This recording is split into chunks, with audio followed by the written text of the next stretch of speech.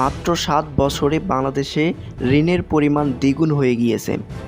আমরা এই ভিডিওতে আলোচনা করব কোন দেশের কাছ থেকে বাংলাদেশ কত টাকা ঋণ নিয়েছে।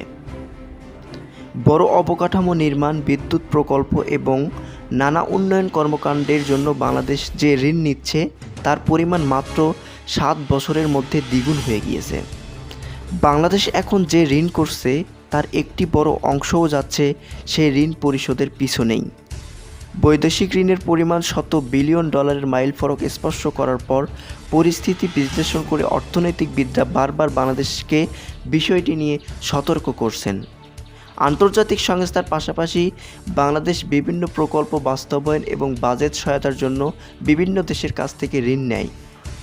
অর্থনৈতিক সম্পর্ক বিভাগের তথ্যে দেখা যাচ্ছে বাংলাদেশের দ্বিপাক্ষিক চুক্তির আওতায় জাপান, চীন, রাশিয়া ও ভারতের কাছ থেকে সবচেয়ে বেশি ঋণ নিচ্ছে। পাবলিক ও প্রাইভেট মিলিয়ে 2017 সালের শেষে বাংলাদেশের সার্বিক মোট ঋণ ছিল 51.14 বিলিয়ন ডলার।